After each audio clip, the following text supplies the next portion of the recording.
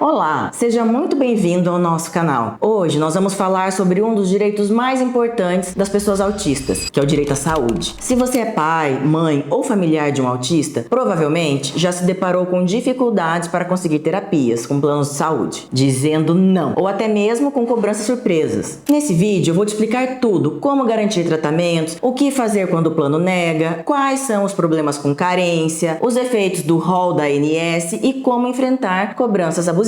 Fique até o final, porque vou trazer exemplos de casos reais que mostram como lutar pelos direitos dá resultado. O autismo é uma condição que exige apoio multidisciplinar. Isso significa ter vários profissionais envolvidos: fonoaudiólogo, terapeuta ocupacional, psicólogo, fisioterapeuta, nutricionista e muitas vezes o método ABA. Todas essas terapias ajudam no desenvolvimento da criança, na comunicação, na autonomia e na qualidade de vida. Muitas famílias acabam dependendo do SUS e aí surge um outro problema: a fila. Muitas vezes consegue uma consulta, mas a frequência é muito baixa, ou a cidade simplesmente não tem profissionais capacitados para a demanda. Nessas situações, é possível exigir na justiça que o município ou o estado custeiem o tratamento. É um direito da pessoa autista ter o tratamento, recomendado pelo médico que o acompanha. Nos planos de saúde, que será o nosso foco do vídeo de hoje, a situação é um pouco diferente. Os planos não podem limitar sessões de terapia. Se o médico prescreveu 5, 10 ou 30 horas por semana, o plano tem que cobrir. Teve um caso que passou pelo meu escritório que uma família recebia apenas 2 sessões de fono por mês para o filho autista não verbal, quando a prescrição médica eram de 4 por semana. Entramos na justiça com pedido liminar e o plano foi obrigado a cobrir todas as sessões necessárias. O resultado foi impressionante no desenvolvimento da criança. Isso mostra que vocês nunca devem aceitar limitações impostas pelo plano de saúde. O tratamento que o médico prescrever é o que o plano deve custear. Nós costumamos dizer que a prescrição médica ela é soberana. Então o plano de saúde não pode simplesmente se recusar a cumprir. Doutora, mas e quando eu vou contratar um plano de saúde? É normal ter que esperar 1 ano, 2 para cumprir a carência e então iniciar o tratamento? A carência é o período que você tem para esperar após contratar um plano de saúde, para ter o direito a determinados procedimentos. É normal existir uma carência, mas o problema é quando isso afeta o autista. Nesses casos, nós avaliamos o contexto do contratante, com base nos relatórios médicos. Imagine uma criança que precise urgentemente de terapia, mas o plano diz que só vai cobrir depois de 1 ano. Nesse tempo, o desenvolvimento da criança pode ficar comprometido e nós podemos e devemos questionar sim. Se há urgência comprovada para iniciar o tratamento, se há demonstração de prejuízos na espera, a justiça tem autorizado que o plano antecipe a cobertura do tratamento, que comece de imediato. Nestes casos, até a carência mínima pode ser derrubada. Uma dica prática para quem está pensando em contratar um plano de saúde: guarde todos os laudos, relatórios,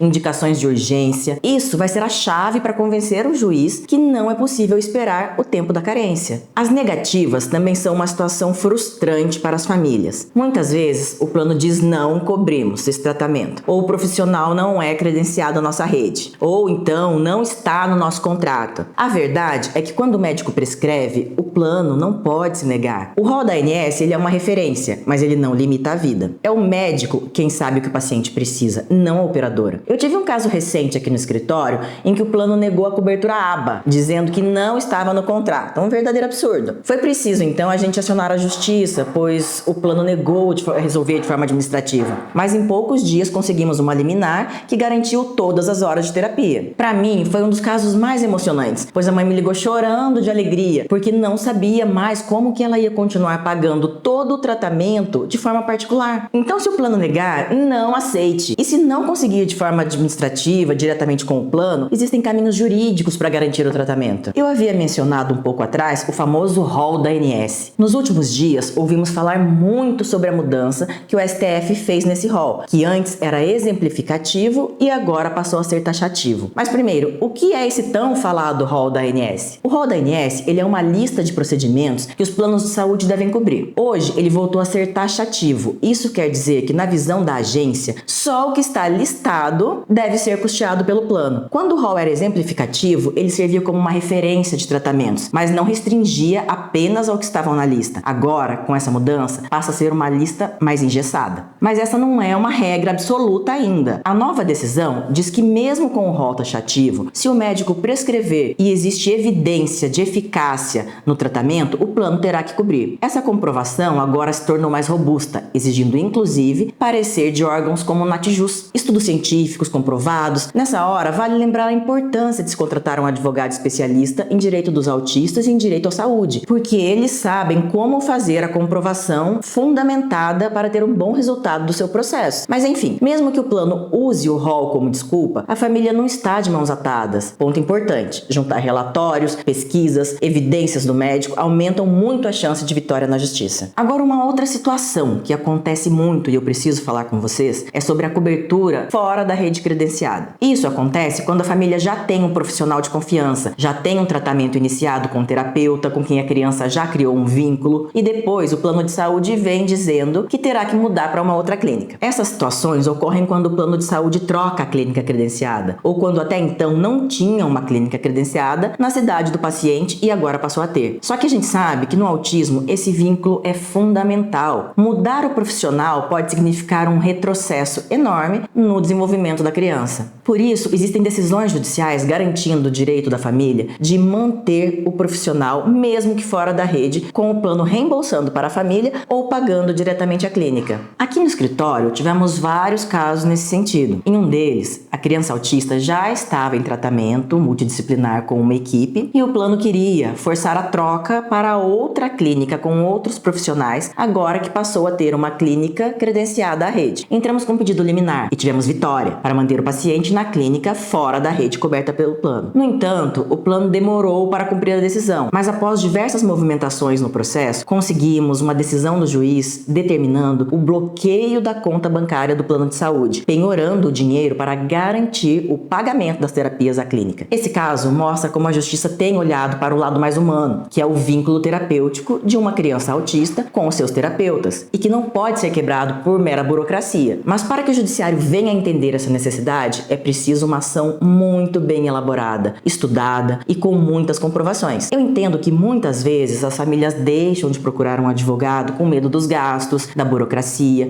e muitas vezes até por medo de brigar com o plano de saúde. Mas é importante vocês saberem que esse é um direito do autista. Muitas vezes o prejuízo que a criança pode ter com a mudança da clínica pode ser muito maior e sair muito mais caro, em razão do retrocesso que pode acontecer. E quanto ao plano de saúde, ele sabe que é a obrigação dele cumprir. Porém, é óbvio que ele vai resistir se não houver uma determinação judicial que o obrigue muitas vezes sob pena de multa ou outras sanções. Por isso, não deixe que o plano de saúde determine o tratamento do seu filho, que é um direito dele. Uma outra dúvida que muitas famílias trazem ao escritório é sobre o pagamento de coparticipação para o plano de saúde. O plano de saúde pode cobrar a coparticipação? Sim, se o seu contrato com o plano de saúde prevê o pagamento de coparticipação, ele está assim autorizado a fazer a cobrança. No entanto, o que ocorre muitas vezes é o abuso na cobrança dessa coparticipação. Neste caso, também podemos judicializar um pedido para derrubar esse abuso e muitas vezes até receber de volta os valores que foram pagos em excesso. Mas o que são essas coparticipações? A cada terapia realizada, o plano cobra uma taxa extra. Por exemplo, para uma criança autista que faz 20 ou 30 sessões por semana, isso pode significar milhares de reais no final do mês. E o que diz a previsão legal? Diz que o valor mensal das coparticipações não podem ser maiores do que o valor de uma mensalidade do plano. Então, por exemplo, se a família paga R$500 de mensalidade, a coparticipação máxima também deverá ser de R$500. O que passar disso deve ser responsabilidade do próprio plano de saúde. O resultado é que, na prática, o tratamento vira impossível quando o plano de saúde não obedece essa limitação. E é exatamente aí que está o abuso. A justiça já tem reconhecido essas cobranças como ilegais, quando elas tornam o tratamento inviável, inacessível. Eu já acompanhei famílias que, mesmo com o plano autorizando as terapias, não conseguiam pagar a coparticipação. A família tinha uma mensalidade de cerca de R$1.000, mas a cada mês chegava para pagar quase R$5.000. E foi somente através de uma ação na justiça que conseguimos demonstrar esse abuso, cessar a cobrança extra da coparticipação e receber de volta quase 2 anos de valores pagos em excesso. Isso mostra que você nunca deve deixar de questionar as cobranças exageradas. Por isso, gente, eu reforço para vocês, garantir o direito à saúde do autista é uma luta, mas é uma luta possível. Os tratamentos existem, os médicos sabem o que precisa ser feito e a lei apoia a família. Não aceite carências exageradas, negativas sem fundamentos, cobranças abusivas. Procure informação, guarde documentos e, se precisar, leve seu caso para a justiça. E eu espero ter colaborado com vocês através dessas informações de hoje. E se se esse vídeo fez sentido para você, deixe escrito nos comentários: a informação faz a diferença, para eu saber que esta informação está sendo importante para você. Deixe um like, inscreva-se no canal e ative o sininho para não perder os próximos conteúdos. E claro, compartilhe com outras famílias, porque essa informação pode ajudar muita gente. Um grande abraço a todos e até o próximo vídeo.